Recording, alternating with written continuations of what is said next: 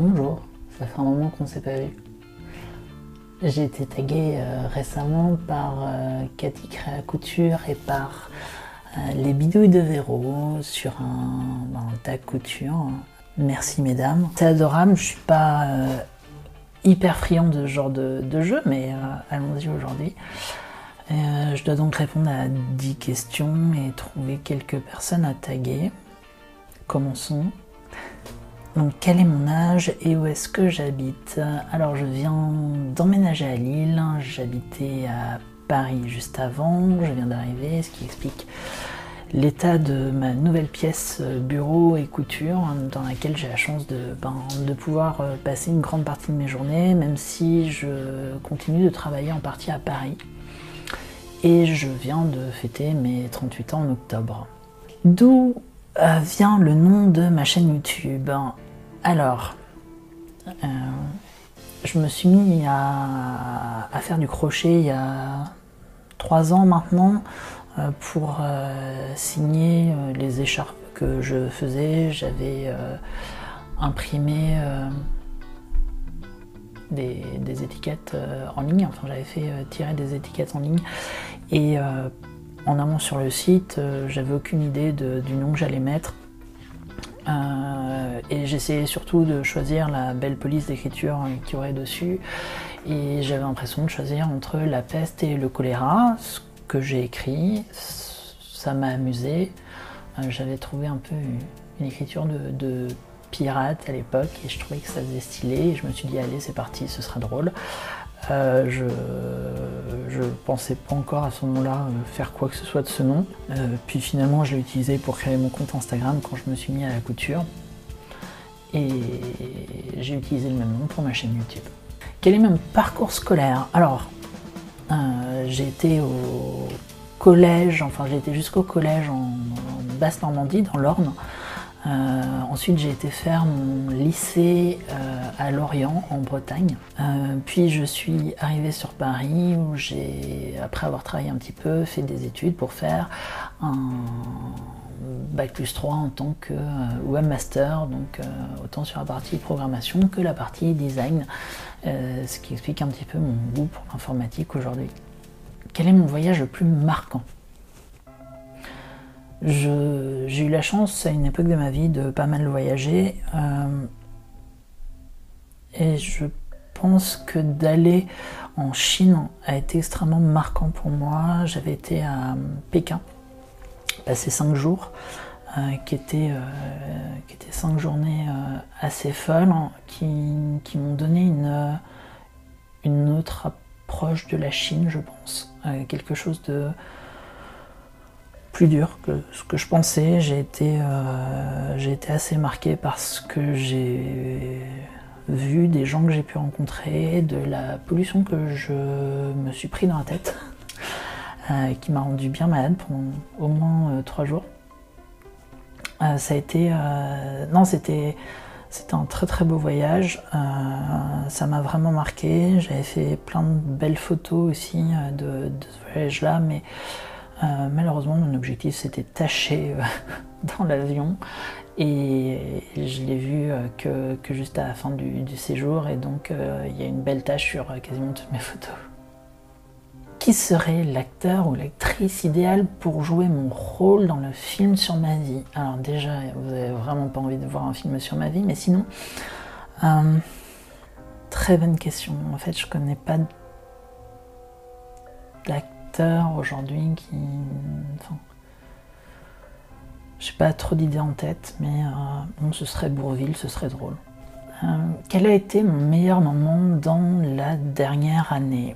2020 a été une année riche puisque c'est l'année de mon déménagement en Lille. C'était notre projet depuis 2 ans, plus de 2 ans. Et on souhaitait vraiment venir s'installer ici. À la base, on avait prévu de se marier cette année. Covid obligeant, on a reporté ça à une date ultérieure que nous n'avons pas encore fixée. Mais par contre, on a pu mettre la priorité sur le fait de venir s'installer dans une ville qui nous plaisait beaucoup. Et je crois que c'est tout tout le processus pour venir ici qui nous a vraiment marqué et qui, en tout cas, qui est mon plus beau souvenir. Et c'est rivalité avec le fait d'avoir pu revoir certaines personnes de ma famille aussi cette année, après une année 2020, sans pouvoir les voir. Quel est mon plaisir coupable?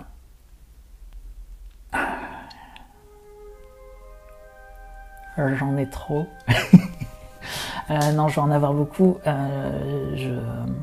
Je vais avoir tendance à manger pas mal de chocolat, ça se voit. Je vais avoir tendance à beaucoup trop vaper et adorer ça. Et le fromage fondu. Beaucoup de fromage fondu. Quel est le youtubeur ou la youtubeuse qui m'a inspirée pour démarrer ma chaîne YouTube? Alors,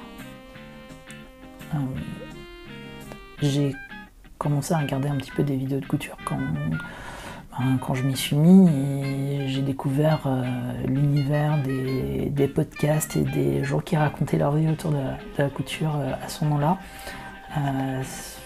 Je ne sais plus exactement par qui j'ai commencé, mais je sais que ça allait vite et que j'ai commencé à regarder de plus en plus de monde. Je pense que c'est Capucine de Cap et Casse qui m'a le plus poussé à démarrer ma chaîne. C'est vraiment elle qui m'a donné le petit coup de pied pour m'y mettre, et avec quelques autres personnes aussi avec qui je discutais. Mais oui, on va dire que c'est Capucine. Que je me décrive en 3 mots. Hypersensible, créatif,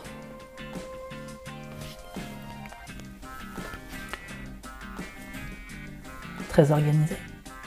Où est-ce que je me vois dans 10 ans? Mariée. J'espère toujours à Lille, parce que j'aime vraiment beaucoup cette ville. Et à continuer d'avoir la chance de faire un travail qui me plaît, où ça me permet d'aider des gens, et à la fois de pouvoir continuer à développer mes loisirs, que ce soit la photographie, que ce soit la couture, le dessin, la musique, enfin toutes ces choses que j'aime faire quand je suis pas en train de jouer aux jeux vidéo. Et en tout cas toujours en train d'avoir la possibilité de faire ça et d'allier un métier chouette à des plaisirs chouettes. Alors je sais que je suis censée taguer des gens à la fin de la vidéo. Petit problème, ça fait 2 mois avec le déménagement que j'ai complètement arrêté de regarder ce qui se faisait sur YouTube en couture. Donc je sais pas du tout qui a déjà répondu, qui n'a pas répondu. J'ai pas envie de vexer des gens. Je suis en train de commencer à rattraper mon retard, mais ça va prendre un peu de temps. Vous avez été très créatifs et très productifs. À la place, ça m'intéresserait si vous mettiez dans les commentaires en fait les réponses aux questions qui seront dans la description, histoire que je puisse vous connaître un petit peu plus, surtout si vous n'avez pas de chaîne YouTube, ça peut être sympa de commencer à discuter comme ça. Sur ce, de mon côté, je vais continuer à essayer de ranger l'atelier, de pouvoir recommencer à coudre un petit peu. Ça y est, j'ai pu ressortir les machines, mais ça reste très petit ce que je peux faire pour l'instant. J'espère avoir la possibilité bientôt d'avoir une meilleure organisation dans l'atelier pour pouvoir coudre à plat, avoir une table de couture, même si j'ai enfin de la place au sol, ce qui est merveilleux. Et j'ai pas mal de vêtements à réaliser, j'en ai saccagé quelques-uns dans le déménagement. Là j'ai dû me refaire un pantalon noir en urgence parce que j'avais plus rien à me mettre. Et voilà, j'ai quelques petits projets en couture, et notamment le fait qu'il fasse froid, donc ça me donne envie de me faire des manteaux. J'ai pas mal de patrons en retard que je veux pouvoir exploiter. J'ai tout ce que vous avez ici en tissu à utiliser. Et il me reste plus qu'à m'y mettre. Alors je vous dis à très bientôt. J'espère avoir plein de choses à vous montrer d'ici peu. Et si jamais j'ai pas la chance de pouvoir retourner d'ici la fin d'année, je vous souhaite des très belles fêtes. À bientôt.